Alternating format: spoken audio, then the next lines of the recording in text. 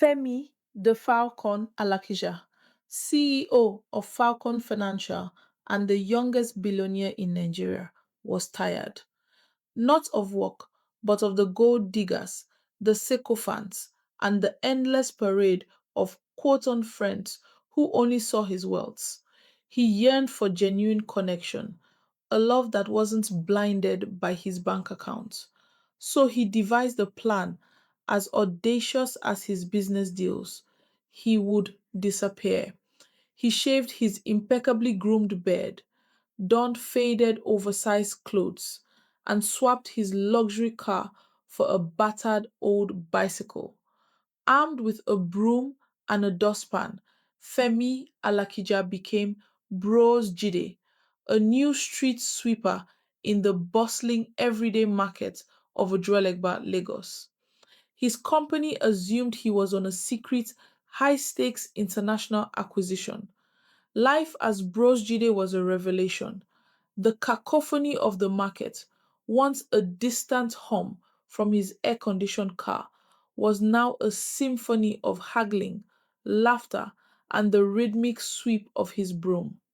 He learned the art of gentle banter with Mama Nkechi, the plantain seller, and shared jokes with Uncle Shegun, who mended shoes.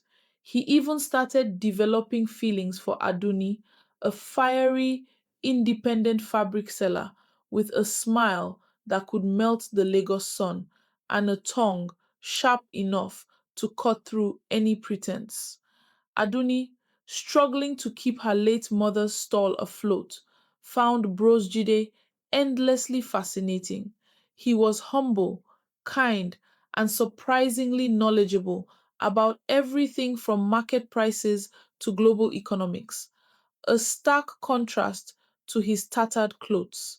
She often found him sketching intricate patterns in a small notebook during his breaks, patterns that strangely resembled the financial charts she'd once seen on a TV in a shop window. One sweltering afternoon, a sleek black SUV, identical to Femi's actual vehicle, pulled up near Aduni's stall. Out stepped two stern faced men in sharp suits. They weren't looking for Aduni, but for Bros Jide. Fear gripped Aduni's heart. Was he in trouble? A debtor? A criminal? The men, it turned out, were Femi's security detail, dispatched by his increasingly frantic board of directors, who suspected he'd been kidnapped. They recognized him instantly despite his disguise. Surprised, Mr. Alakija, we've been looking for you, one exclaimed, bowing slightly. The market fell silent. Mama Nkechi dropped a bunch of ripe plantains.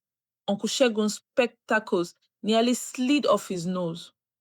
Aduli stared, her mouth agape, as Bros Jide, her humble street sweeper, was addressed as Mr. Alakija.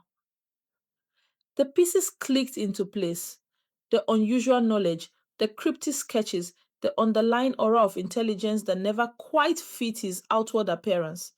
Humiliation washed over Femi. His secret was out.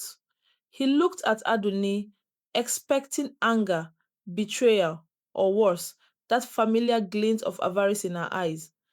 But Aduli's expression was complex, a whirlwind of shock, hurt, and then, surprisingly, a flicker of understanding. The next day, the market buzzed with the news. Femi Alakija, the billionaire, was Brasjide, the street sweeper. Reporters descended, eager for the sensational story. Femi, still dressed as Brasjide, faced them all, right there in the market. He spoke honestly, his voice resonating with a newfound humility. He talked about his search for authenticity, his desire to connect with people on a genuine level, and how he found more truth and happiness sweeping streets than in any boardroom. He looked directly at Aduni, who stood at the edge of the crowd, tears welling in her eyes. And Aduni, he said, taught me more about resilience, hard work, and true kindness than any business school ever could. She saw me, not my money. A week later, a grand event was announced. Not a lavish society party, but a community fair in Ojulegba, funded entirely by Femi. And at the heart of it, under a beautifully decorated canopy, was Aduni's fabric stall, now thriving. Femi, no longer prostitute but still dressed in simple, elegant Nigerian attire, approached Aduni. He didn't offer her a lavish gift or a stake in his company. Instead, he got down on one knee, right there in the bustling market, amidst the cheers and ululations of the traders who had become his friends. Aduni, he said, thoughtful, holding out a simple, hand carved wooden ring.